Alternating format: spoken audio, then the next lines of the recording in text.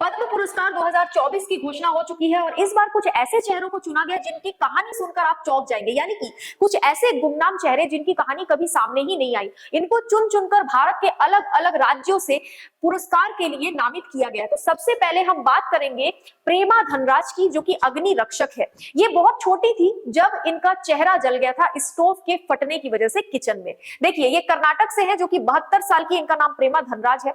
चिकित्सा के क्षेत्र में पद्मश्री इनको दिया गया है। स्टोव फटने से 8 साल की आयु में 50% जल गई थी, यानी कि इनका जो शरीर है वो 50% जल गया था।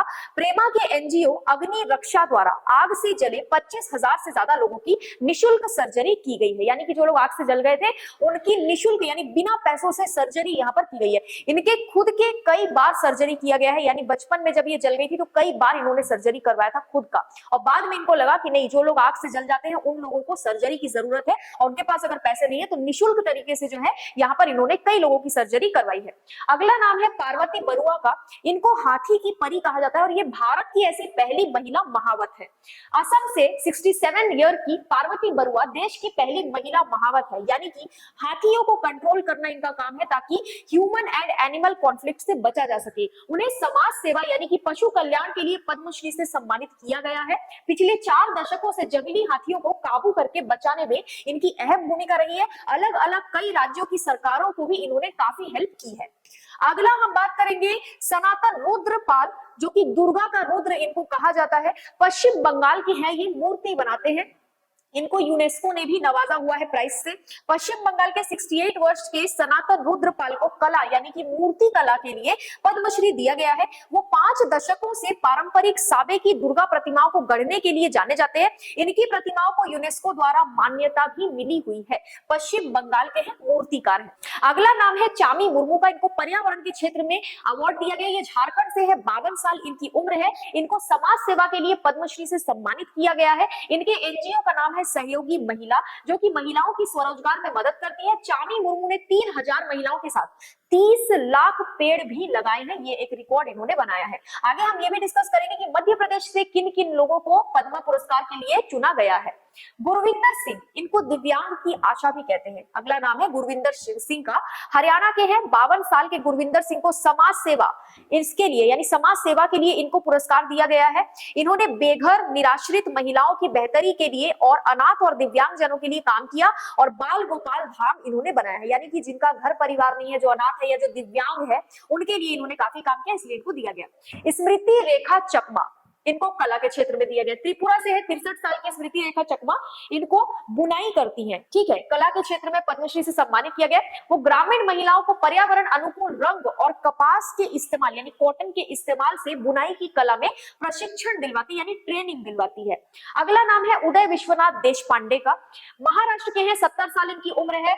इन्होंने इंटरनेशनल मलखंब के क्षेत्र में काफी काम किया है, यानी कि इनको इंटरनेशनल मलखंब कोच के रूप में हम जानते हैं। उन्होंने 50 देशों के 5000 से ज्यादा लोगों को मलखंब की ट्रेनिंग दी है, यानी मलखंब सिखाया है। अगर आप मध्य प्रदेश से हैं तो मलखंब क्या होता है आपको अच्छे से पता होगा। इन्होंने विश्व मलखंब फेडरेशन की स्थापना की है। इस खेल से संबंधित नियम भी इन्होंने बनाए हैं। इनका नाम आपको याद रखना है।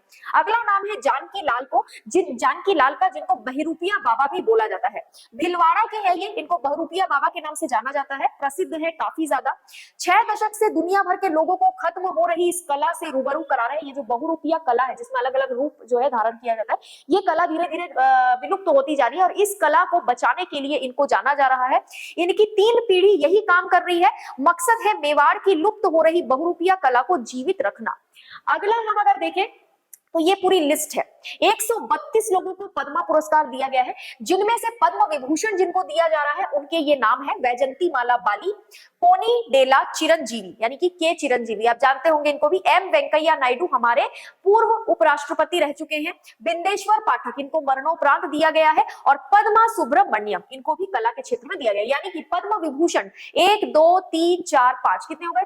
5 लोगों को पद्म विभूषण दिया गया। अब बात करेंगे कि कितने लोगों को इस बार पद्म पुरस्कार दिया गया, तो पांच पद्म विभूषण दिया गया है, 17 पद्म भूषण और 110 पद्मश्री प्रदान किया जा रहा है।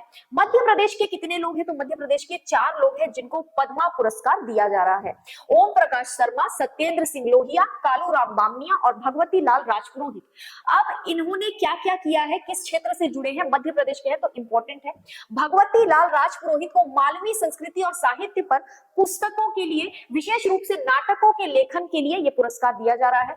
ओम प्रकाश शर्मा को पारंपरिक माच गायन शैली को रंगमंच से जोड़कर शानदार प्रस्तुतियों के लिए यह पुरस्कार दिया जा रहा है।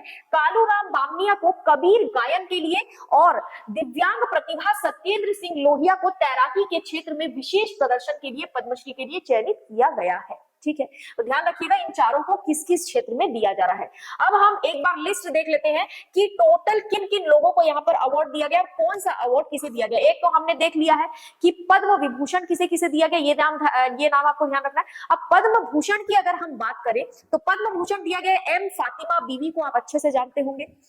होरमुज जी एन कामा को दिया गया है। मिथुन चक्रवर्ती एक्टर, इनको दिया गया है। सीताराम जिंदल को, यंग लियू को, अश्विन बालचंद मेहता को दिया गया है। सत्यव्रत मुखर्जी को दिया गया है। राम नाइक, तेजस मधुसूदन पटेल, ओलान चेरी राजगोपाल, दत्तात्रेय अंबादास, तोगदान रिनपोचे।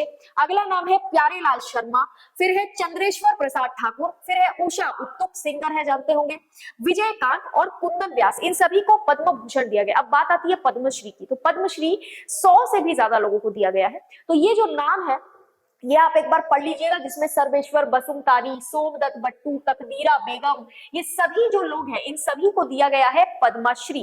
3 श्रेणियों में ये बटा रहता है पद्मा पुरस्कार। इसकी शुरुआत 1954 में हुई थी, जिस साल भारत रत्न की भी शुरुआत हुई थी। तो यहाँ पर 3 भागों में है। पद्मश्री सबसे ज्यादा लोगों को हर साल दिया जाता है, ये अभी तक का रिकॉर्ड है। तो ये सभी जो नाम है ये पद्मश्री पुरस्कार के विजेता है। तो आई होप आपको ये टॉपिक बहुत अच्छे से समझ में आया होगा। किसी भी तरह का डाउट या कंफ्यूजन हो तो आप मुझे कमेंट बॉक्स में पूछ सकते हैं, और ये लिस्ट एक बार आप पढ़ भी सकते हैं। इन सभी लोगों को पद्मश्री पुरस्कार दिया गया है।